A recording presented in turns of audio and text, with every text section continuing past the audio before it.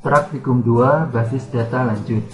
Kali ini pada Praktikum 2 Basis Data Lanjut, saya akan menjelaskan mengenai interaksi PL/SQL dengan Oracle Server.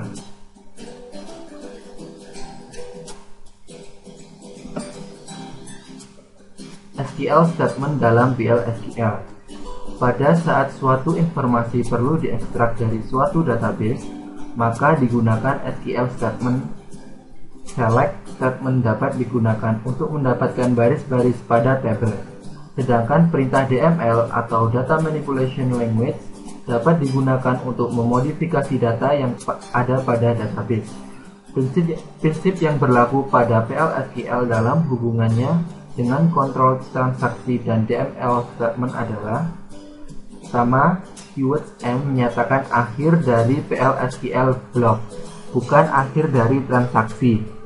Lalu, PL/SQL tidak secara langsung berhubungan dengan DDL atau Data Definition Language. Jadi, dalam PL/SQL tidak ada perintah seperti create table, alter table, atau drop table. Yang terakhir, PL/SQL tidak mendukung DCL atau Data Control Language. Jadi, dalam PL/SQL tidak ada perintah seperti grant atau revoke. Setelah itu, untuk mendapatkan atau meretrieve data dari database digunakan select statement. Bentuk umum sintaks dari select statement yaitu seperti berikut. Select atau select list into variable name, record name, from table, where condition. Select list merupakan daftar kolom, sedikitnya 1, termasuk di dalamnya ekspresi SQL, fungsi baris, grup fungsi, dan fungsi grup. Setelah itu, variable name atau skala variabel yang mengenangani nilai yang dipanggil atau retrieve. Setelah itu, terdapat juga record name, yaitu PL/SQL record yang menangani nilai yang dipanggil. Lalu tabel adalah nama tabel database. Untuk condition merupakan nama kolom, ekspresi, konstanta, dan operator. Perbandingan termasuk variabel dan konstanta PL/SQL. Klausa into dalam select statement harus ada dan digunakan untuk menentukan nama variabel yang menangani nilai yang didapat dari klausa select. Memanggil data pada PL/SQL. Berikut ini akan dicontohkan select statement untuk proses retrieving data dalam PL/SQL. Pertama, kita melakukan declare. Kita buat dua variabel dengan tipe data number, yaitu vDepNo dan vLocationID. Setelah itu begin. Kita lakukan perintah select department ID dan location ID.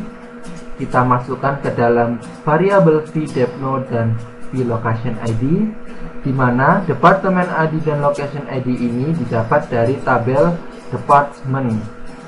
Lalu terdapat kondisi di mana department name harus sales. Lalu diakhiri dengan end. Contoh kedua berikut menggunakan deklarasi dengan atribut %type. Pertama, kita lakukan declare variabel.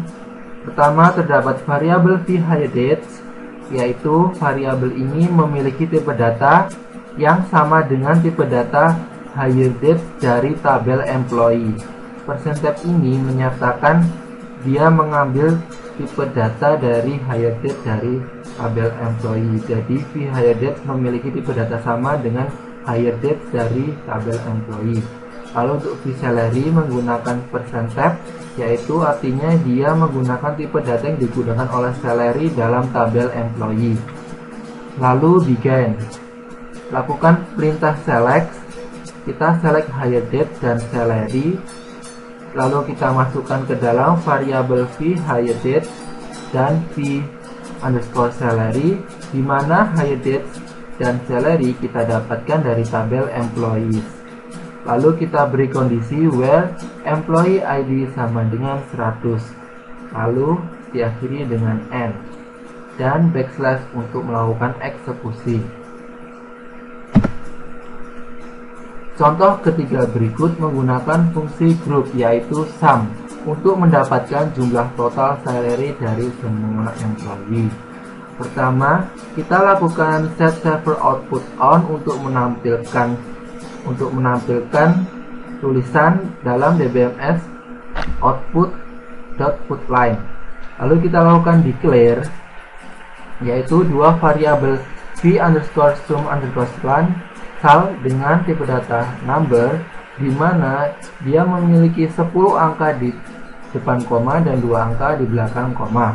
Setelah itu terdapat variabel v_depNo yang memiliki tipe data number dan dia tidak boleh kosong atau not null, lalu dia di-assign dengan nilai 60. Lalu begin, kita lakukan perintah select, lalu kita lakukan fungsi group sum, di mana kita melakukan sum pada salary yaitu menjumlah semua total salary, lalu kita masukkan ke dalam variabel v_sum_sal, di mana salary tersebut kita dapatkan dari tabel employee. Lalu kita lakukan kondisi di where, di mana department ID harus sama dengan v_depNo yaitu 60. Lalu kita tampilkan dengan dbms output.put_line. The sum salary is kita gabungkan dengan hasil yang didapatkan dari v_sum_sal, lalu kita jadikan char dengan melakukan fungsi konversi yaitu to char. Setelah itu end. Berikutnya yaitu manipulasi data dengan PL/SQL. Untuk memanipulasi data yang ada dalam database digunakan perintah DML atau Data Manipulation Language.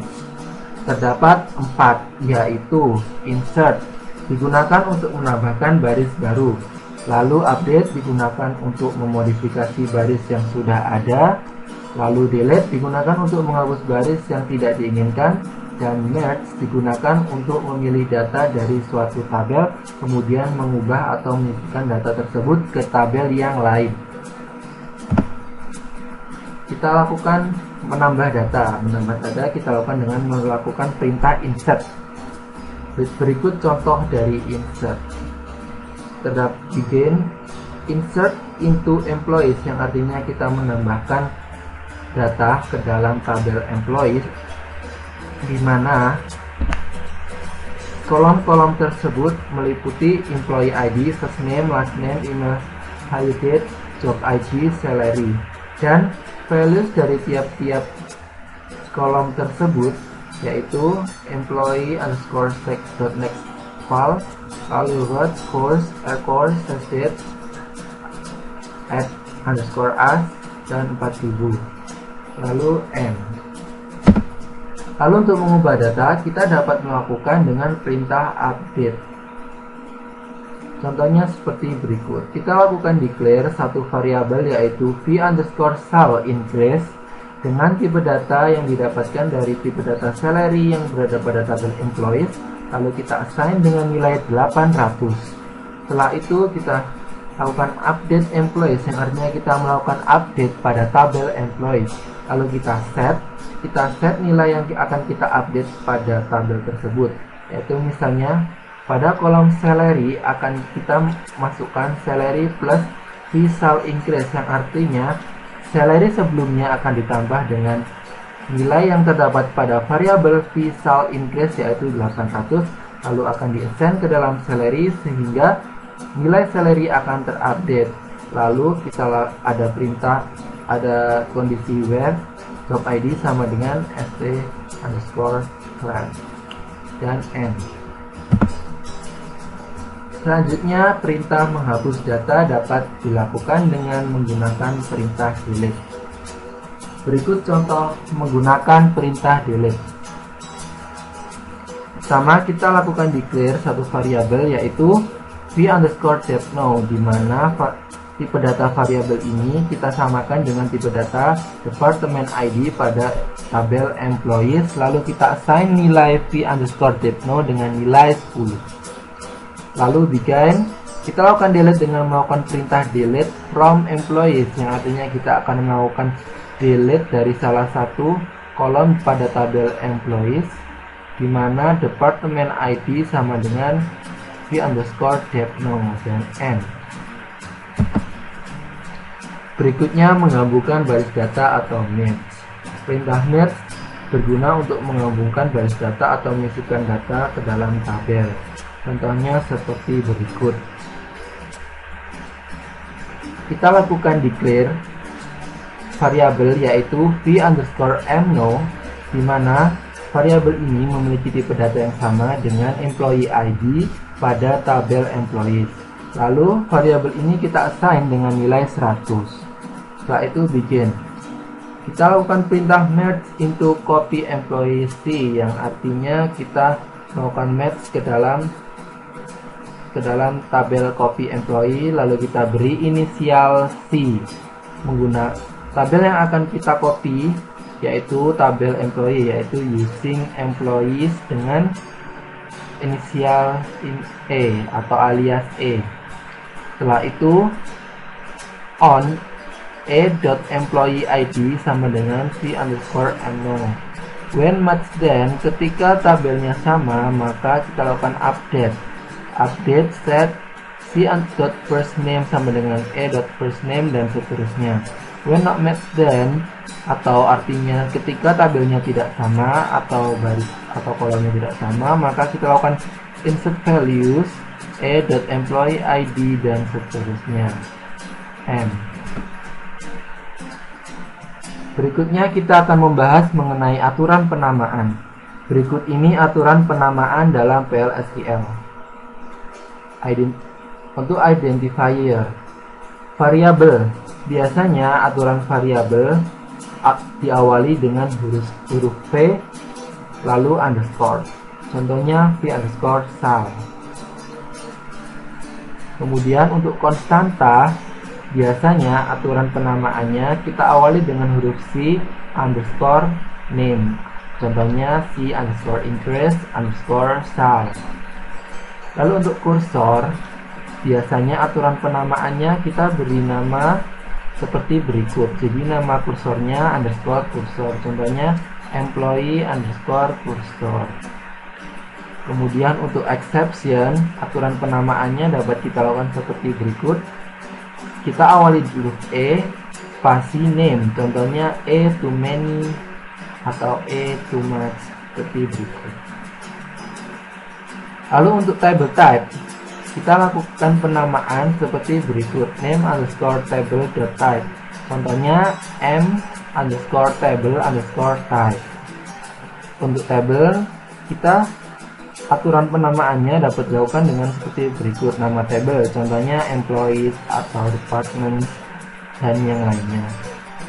Setelah itu untuk record type, aturan penamaannya dapat seperti berikut. Name_record type, contohnya employee_record_type. Untuk record, kita dapat melakukan aturan penamaan seperti berikut. Name record, misalnya customer record.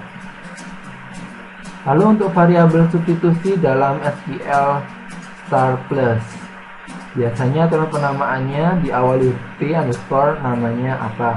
Contohnya p_sal. Untuk host atau bind variable, biasanya kita lakukan aturan penamaan p_name. Contohnya p_year_sal. Berikutnya kita akan membahas SQL kursor. Pada saat suatu SQL statement diberikan oleh user, Oracle Server akan membuka suatu area pada memori untuk menyediakan proses parse dan execute dari SQL statement tersebut. Area pada memori tadi disebut dengan kursor. Ada dua macam kursor, yaitu implicit kursor dan explicit kursor. Sedangkan untuk atribut dari SQL kursor itu sendiri, yaitu dengan menggunakan atribut dari SQL kursor, kita dapat menguji hasil dari SQL statement. Terdapat SQL %row_count. Gunaannya untuk jumlah baris data yang dihasilkan atau nilai integer. Setelah itu SQL %found, yaitu atribut boolean yang bernilai true jika ada satu baris data atau lebih yang dihasilkan. Lalu juga terdapat SQL %notfound, yang artinya Atribut boolean yang bernilai true jika tidak ada satu baris data pun yang dihasilkan. Lalu untuk SQL %is open selalu bernilai false karena PL/SQL akan menutup implicit kursor begitu selesai dieksekusi. Berikut contoh penggunaan kursor. Berikut ini contoh dari penggunaan kursor. Misalnya kita lakukan pendeklarasian variabel bind, yaitu variabel rows deleted dengan tipe data varchar 2 dan yang memiliki nilai 30. Lalu kita lakukan declare. Terdapat variabel v_employee_id di mana employee id percentage sama dengan 176. Di sini kita inisialisasi tipe data dari v_employee_id adalah sama dengan employee id pada tabel employee. Lalu kita assign dengan nilai 176. Lalu kita lakukan begin delete from employees, yang artinya kita melakukan delete pada tabel employees di mana employee id sama dengan v_employee_id. Kemudian kita lakukan kursor di sini dengan menggunakan SQL %row count. Kita tampilkan hasilnya dengan menggunakan perintah print.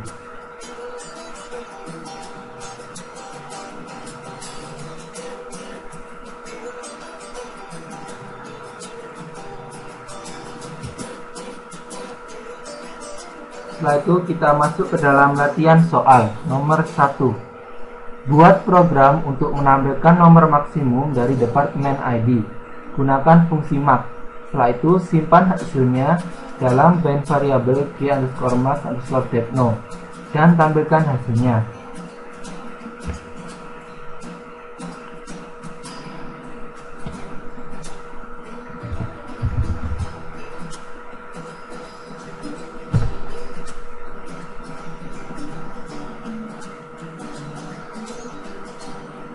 Pertama kita masuk ke dalam SQL Plus.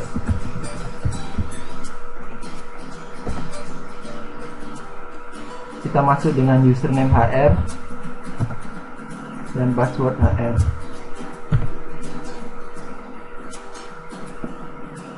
Sebelum itu kita harus membuat tabel database terlebih dahulu dengan menggunakan perintah seperti berikut.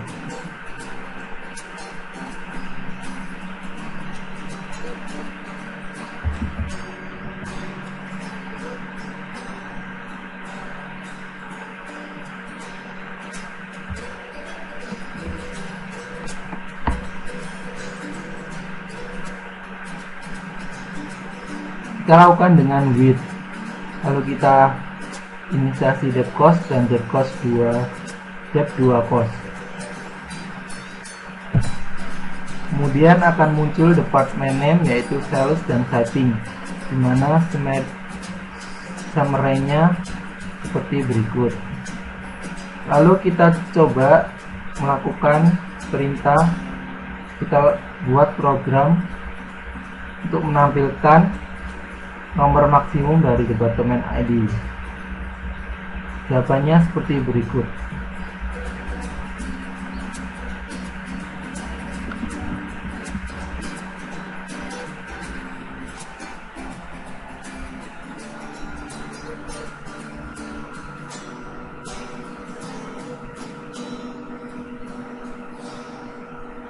Hasilnya yaitu 270.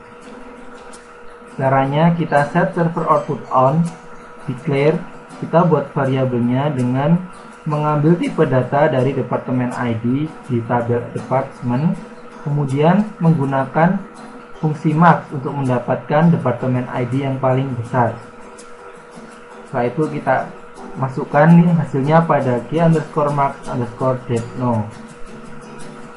Lalu kita tampilkan dalam dpms output.put line.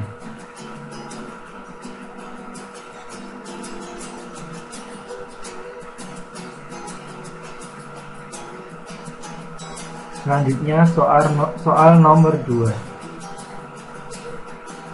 Modifikasi program soal nomor 1 dengan menyisipkan format departemen baru ke dalam tabel departemen.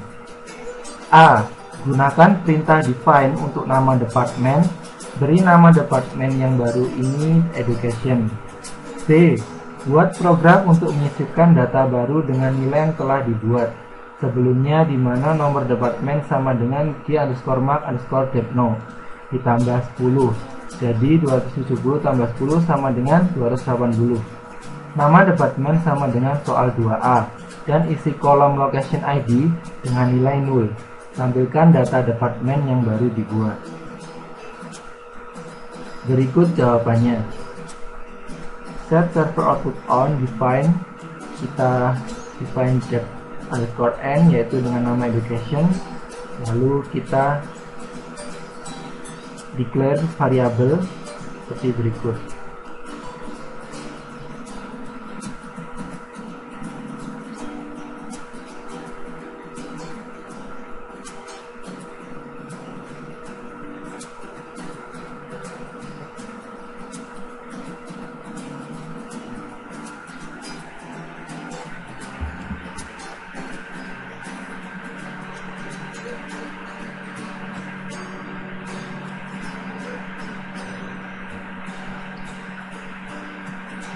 Jadi pada begin kita select departemen ID dengan nomor maksimal. Kita masukkan ke dalam variabel g_mark_depno dari tabel departemen.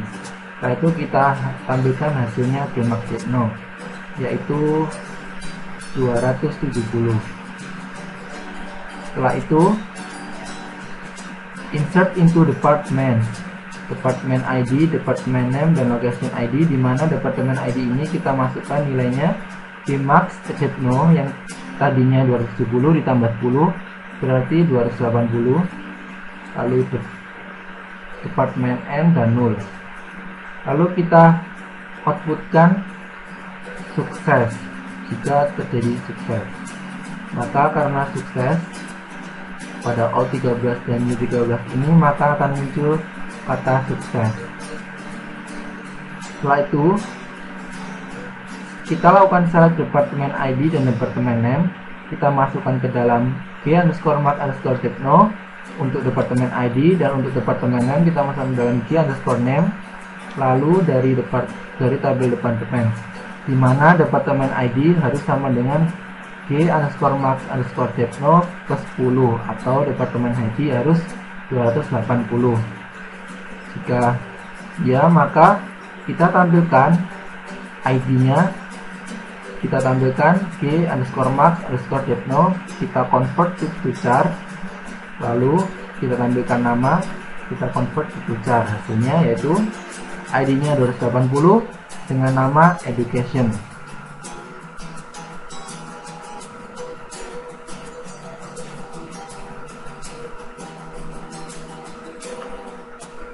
Selanjutnya nomor 3, modifikasi data yang dibuat pada soal nomor 2B.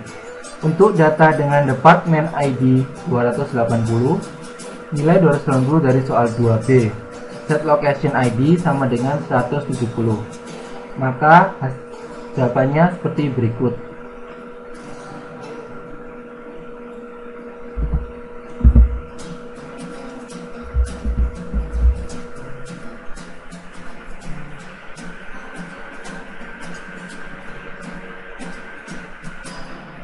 Pertama, kita lakukan perintah update pada tabel departemen, lalu kita set location ID-nya menjadi 170, di mana saat departemen ID-nya 280. Artinya kita mengganti departemen ID, kita memasukkan location ID, kita ganti dengan 170 pada tabel pada baris pada departemen ID 280.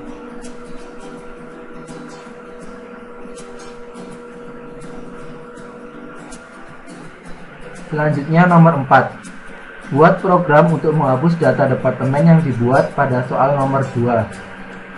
Kemudian tampilkan hasil dari proses penghapusan data dengan menggunakan atribut kursor SQL %rowCount. Periksa hasil penghapusan dan memberikan SQL statement. Jawabannya seperti berikut.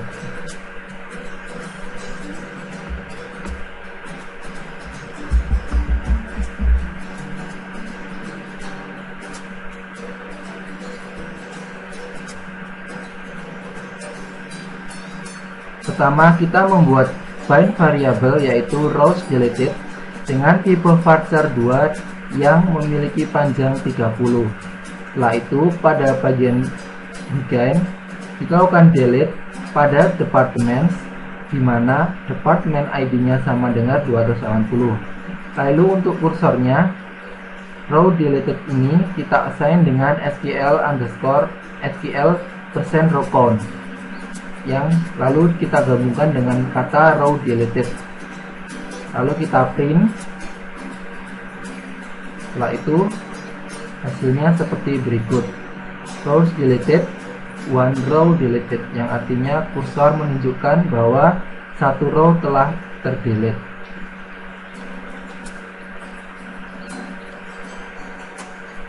Sekian penjelasan pada praktikum 2 ini. Terima kasih.